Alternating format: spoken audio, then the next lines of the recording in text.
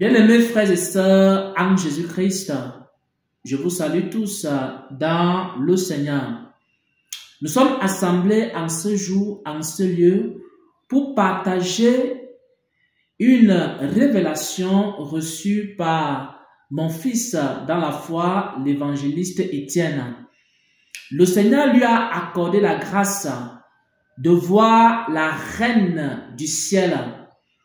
La reine du ciel, c'est un ange déchu, un démon qui est mentionné dans le livre de Jérémie au chapitre 44 à partir du verset 17 jusqu'au verset 19.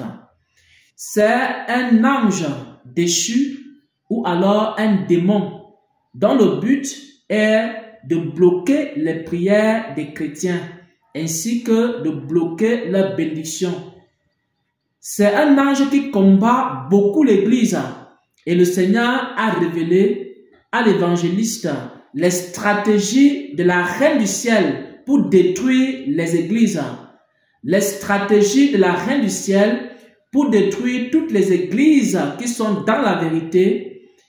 Et il va partager avec vous en quelques minutes ce qu'il a vu, les stratégies que le Seigneur lui a révélées dans cette expérience-là.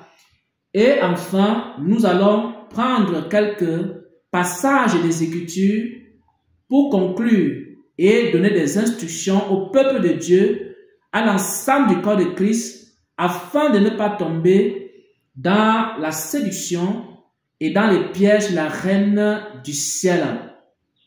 Donc, je vais passer la parole à l'évangéliste Étienne, qui va résumer ce que le Seigneur lui a montré concrètement en ce qui concerne la reine du ciel et les stratégies de ces démons. Shalom, shalom, peuple béni de l'Éternel. Moi, je suis l'évangéliste Étienne et je viens en ce jour, comme mon papa l'a dit, partager ce que le Seigneur m'a accordé la grâce de voir et d'écouter. Donc, ici, le Seigneur m'a présenté, il m'a fait grâce d'être en face de la reine du ciel. On était dans les airs et je pouvais voir en elle une grande colère dont la reine du ciel, elle était vraiment en colère. Et je comprenais dans le songe qu'elle était en colère à cause du ministère, des paroles de Jésus. Donc, c'est les œuvres que le ministère accomplissait, c'était ça qui la poussait à la colère. Et par la suite, elle a donc fait comme un rassemblement, donc c'est-à-dire appeler les esprits qui sont sous sa responsabilité. Et il y avait comme une réunion là-bas. Elle était donc en train de dire, de donner les stratégies à tous ces esprits-là, donner comme les ordres à tous ces esprits de comment ils vont attaquer le ministère. Et l'une des stratégies que le Seigneur m'a accordé la grâce de recevoir, c'était de se déguiser et s'infiltrer dans le ministère des paroles de Jésus. Et lorsqu'elle était en train de donner ces instructions-là, le Seigneur pouvait m'accorder la grâce de voir un esprit qui a directement pris la forme d'un serviteur que je connais bien et qui se présentait là à écouter. Je comprenais que c'était pour s'infiltrer et pousser les enfants de Dieu à pécher, vivre dans le péché qui devait laisser les portes ouvertes. Et par la suite, l'instruction qu'elle a encore donnée, la stratégie qu'elle a encore donnée, c'était de bloquer les prières. Donc, c'est-à-dire le péché étant déjà infiltré, les prières devaient être bloquées pour ne pas arriver au trône de Dieu. Donc ici, c'est ce que le Seigneur m'a accordé la grâce de voir. Amen. Amen. Nous rendons grâce au Seigneur pour ces révélations qu'il a données à son fils, l'évangéliste Étienne. Mon âme est dans la joie parce que le Seigneur a fait connaître les principales stratégies utilisées par la reine du ciel contre les églises. L'une des stratégies consiste à bloquer les prières des chrétiens. Pourquoi? Parce que la reine du ciel, elle se trouve entre le ciel et la terre. Et tout ce qui doit monter, elle combat. Si par exemple, vous commencez à prier, elle combat vos prières afin que vos prières ne montent pas jusqu'au ciel. et aussi ce qui descend sur la terre. Par exemple, on peut exaucer votre prière. Votre prière peut être exaucée. Vous pouvez recevoir une grâce. Et quand la grâce va venir, elle va bloquer cette grâce-là afin que la grâce ne descende point dans vos vies. Nous allons voir maintenant quelques références bibliques pour conclure. Et ensuite, on va donner quelques instructions. La référence biblique concernant la reine du ciel se trouve dans Jérémie 44 au verset 17 jusqu'au verset 19. Nous allons lire. Mais nous voulons agir comme l'a décidé notre bouche, afin d'offrir de l'encens à la reine du ciel.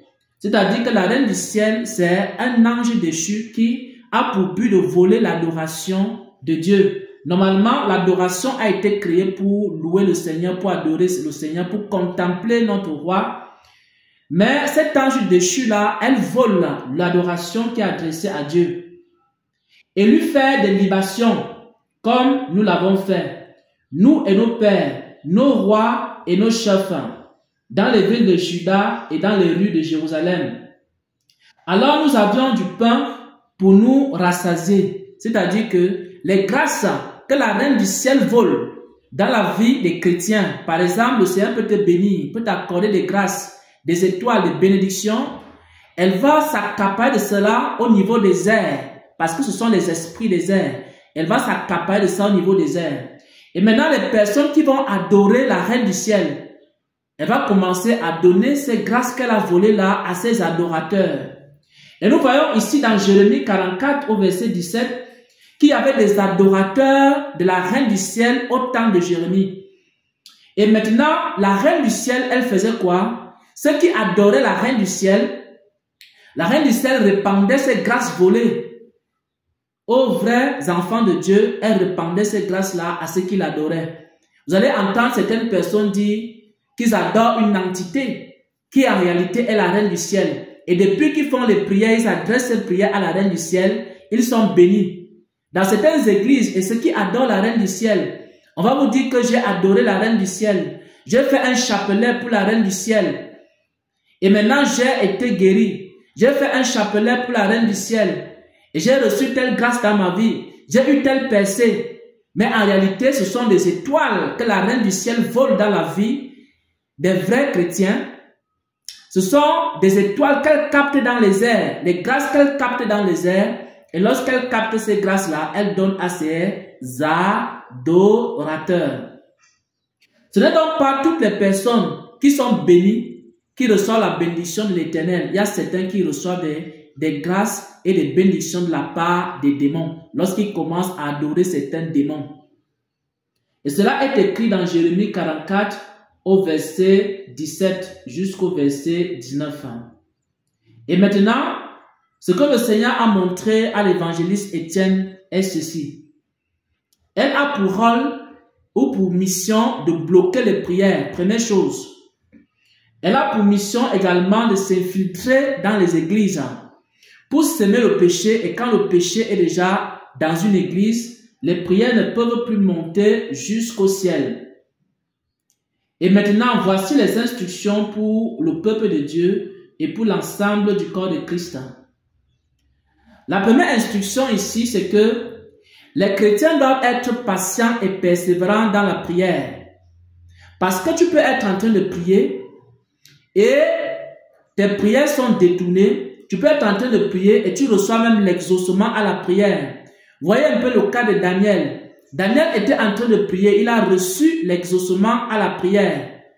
Mais l'ange qui devait lui donner la réponse, cet ange-là avait été arrêté dans les airs. Ce sont ces esprits des airs-là qui parfois s'attaquent aux anges. Et vous devez persévérer dans la prière. Il faut continuer à prier. Lorsque tu demandes quelque chose à Dieu, il faut prier avec persévérance jusqu'à ce que tu reçoives ce que tu as demandé.